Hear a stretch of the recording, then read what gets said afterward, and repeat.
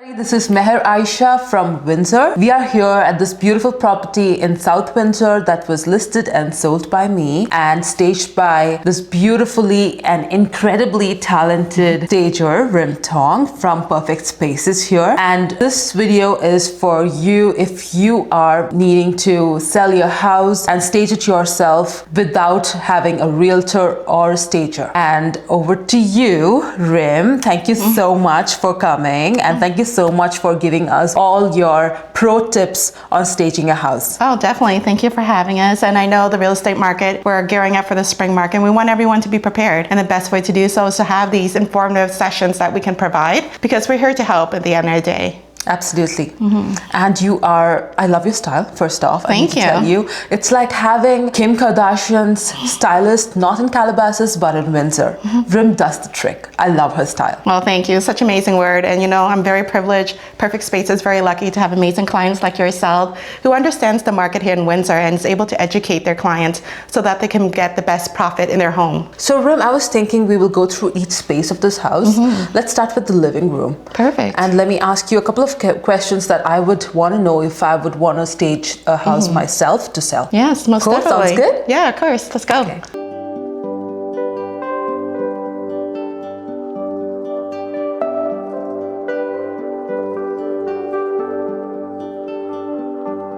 So what are the first things, Rim, that somebody should be focusing on when staging their living room space? Definitely, I think decluttering is probably the number one thing that people kind of forget, and it makes a huge impact. Because when people walk into the space, they want it to feel organized, and where their emotional capacity is looking around at all the clutter in the space, that takes them away from seeing the real feature of the home. Rim, what are the few ways that we can make space feel inviting and yet keep it neutral? Because I know your style is neutral and mine is bold. Yeah.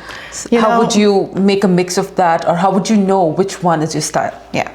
Basically, you want to take out the characteristic of the home. I think playing on neutrals is great because you're trying to attract a larger demographic.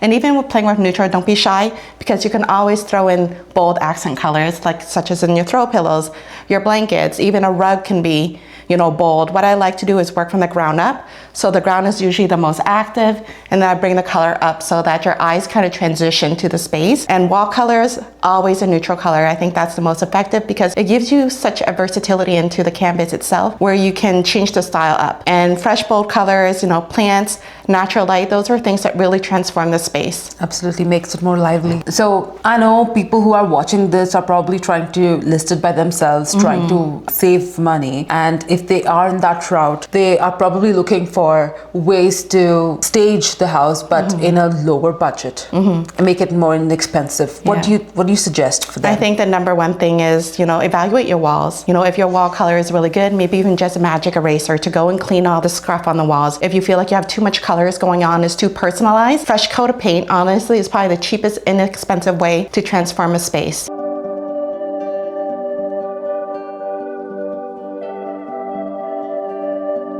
Rim, why do you think in staging, kitchen is considered as the heart of the house? Yeah, well, the kitchen is such an important place in a home. It's basically where the family comes together. So when the kitchen feels inviting, that's why we always go the extra mile and do a table setting, because we want people to feel like, hey, I can have my family here, I can have my friends here. It's a social space.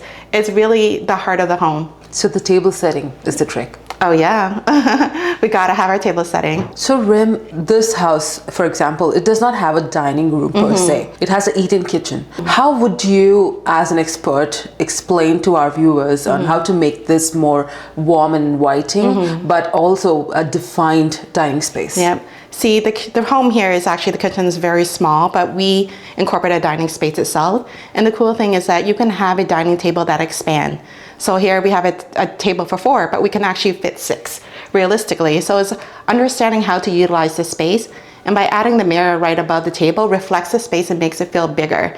And also adding plant, you have the natural light. These are things that make the space feel a lot bigger than it is and very inviting as well. What are the most easiest ways to create that wow factor when you're staging a kitchen without spending a lot? I know you mentioned the table setting and a mirror on top. Yeah. Anything else you think that can go with it? Just small little decorative elements. And even when you're doing like settings, is playing with texture. Like that's something I love to do. You see there's a lot of different textures that I play with. It's because the texture brings it all together and add warmth to the space. And adding greenery, you know, yes, people are afraid to have greenery because they're afraid it's gonna die, but there's different ways to incorporate greenery without being, you know, looking sterile.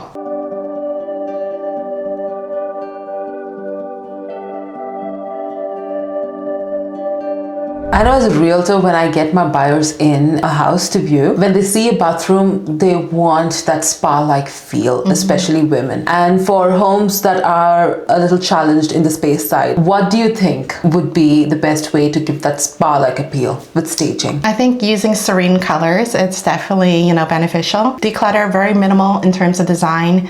And something else to incorporate is playing on the senses. So this is where I like to incorporate a diffuser, because when people smell something that's so soothing, they instantly feel like it's a spa without actually changing too much in the space. Rim, for small bathrooms like this, what do you think is one styling tip that you can give our viewers so that it stands out and makes it feel more spacious than it actually is? I think for bathrooms that are small is using lighter tones, and also just incorporating decors that can maybe take it off from the counter so it's not so cluttered. Either adding floating shelves, you know, adding a plant here and there, things that are not so cluttered. That's the main thing, is trying to keep the clutter off the counter, not overwhelming the space and just taking away from the space.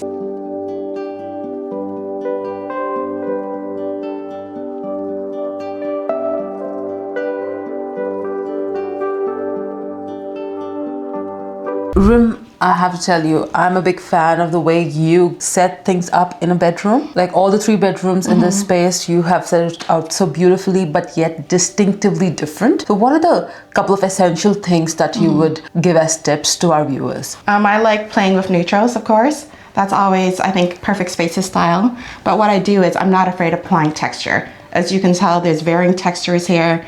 There's a color in play. You got the green, you got the neutral, you got the black.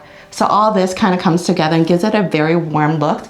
And it doesn't really, like, it's not so specific to a certain style where it actually attracts more buyers. Yeah, I like that. It caters to everybody. I think that's the key thing with staging, is that you want to cater to the larger demographic, because, you know, as homeowners, we design based on our style.